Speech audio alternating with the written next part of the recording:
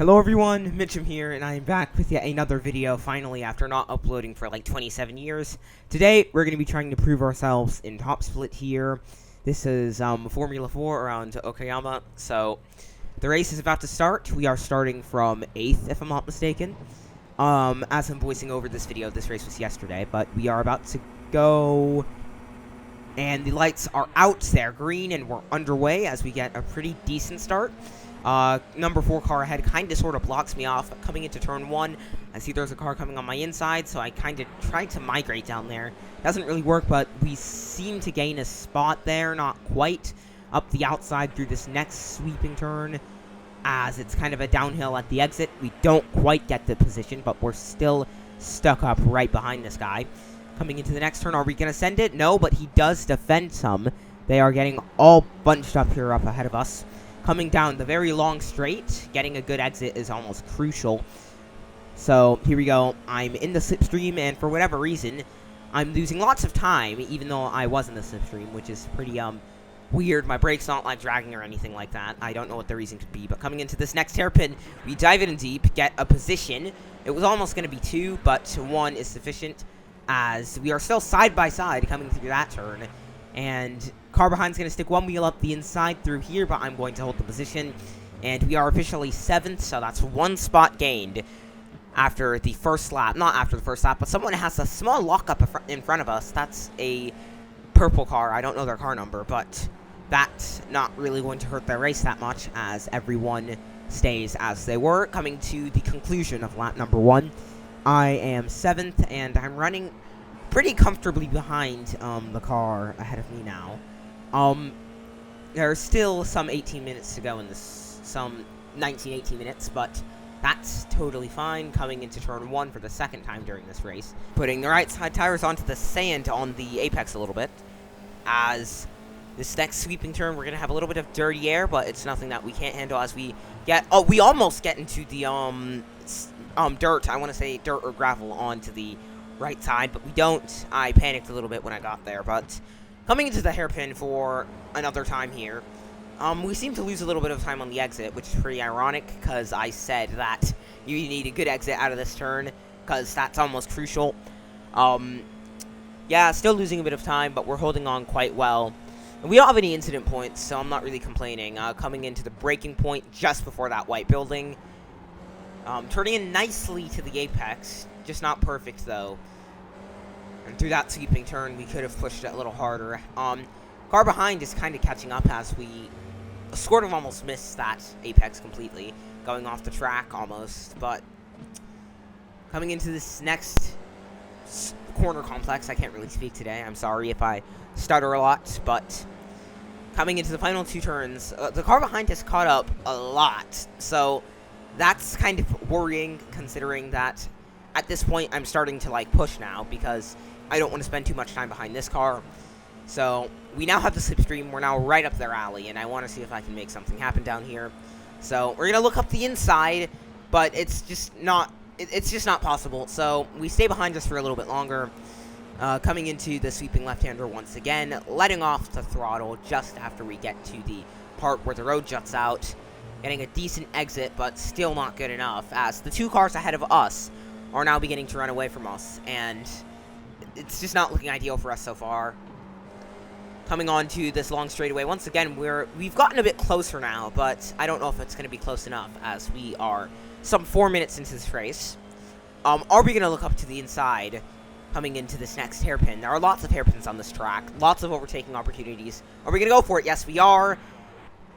Almost losing it, and we almost do, as we get a 0x. It was a bit of a move that was just too brave, as we almost lose it again. Our rear tires are burning at this point, so I need to just, I've got to stay careful, because one wrong move and it'll be completely over. I'm just gonna spin, because the rear tires, they're not very nice to you whenever they're hot. They're pretty. The car just becomes so difficult to drive whenever the rears are lit up. So we lost a couple spots. We've dropped to P11 or P10 now, and it's better than like dead last or anything like that. Better than what it could have been if I did actually fully spin the car. But yeah, So we've came into next lap here. We're coming into the hairpin before the really long straight, as there are 2 cars up ahead of us, and they're pretty close now, as we don't really have any pressure from behind at this current time. As he moves to the inside, we move to the inside. Almost like breaking the toe in the Indy 500, as you may have seen before.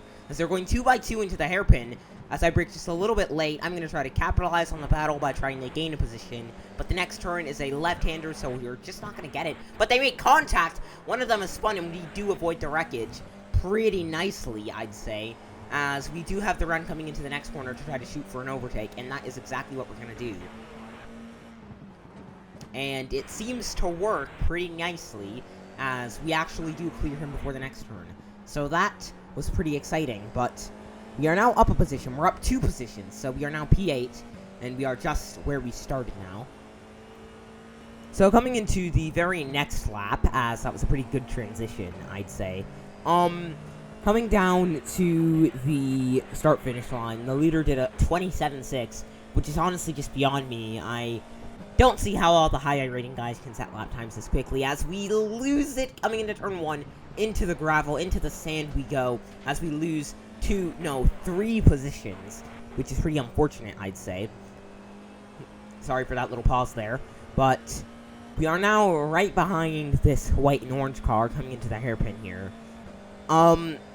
There's still around 10 minutes left to go in this race. We're around halfway through. So I'm not going to stress over it too much, as we can gain some spots back at the very least. The 2 cars up ahead of us 2 are battling, so I don't think we'll be that bad. So, yeah. So beginning the next lap, we are right up close to this guy in the white and orange. Coming into turn 1, are we going to send it? Yeah, we are. Braking just after the blue cone. Almost losing it on entry. But move isn't really going to stick. We're going to try to keep the fight going into the next turn. We're still right up close there. We're up the inside, and now we are just inches away from this guy's gearbox here, as we have a significant amount of slipstream here. Gonna send it up the inside through here. Was that really a good idea? I'm not sure. We're still side by side. I've got the inside. He's got the outside, as he's going to get a little bit of a better exit. And there's a car up behind us, so now I have a decision to make. I'm going to go up into the slipstream of the number 18 car ahead of us, and I'm just going to stay there, but look for a move once more. That might have been a bit over-aggressive, but we make the move stick as he comes back up our outside, but we are in the perfect position to defend, and we do. So, coming into this hairpin once again here, 2 cars up ahead they have been battling quite a lot now, as you can see. We've gained a significant amount of time. We are a lot closer to them than we were before. So, I think that we could gain the 2 positions that we lost back quite easily if they just keep on fighting, which I think they will. But I'm still beginning to get pressure from behind here, as we gained a 1x off camera. Sorry for not showing that. But basically, we sort of lost it into T1 once again, and we dipped a couple tires into the sand on the exit, but we're a lot closer to them than we were. And this race is like somewhat close to ending now. We are just under 10 minutes, not just under, but we're under 10 minutes left to go in this race.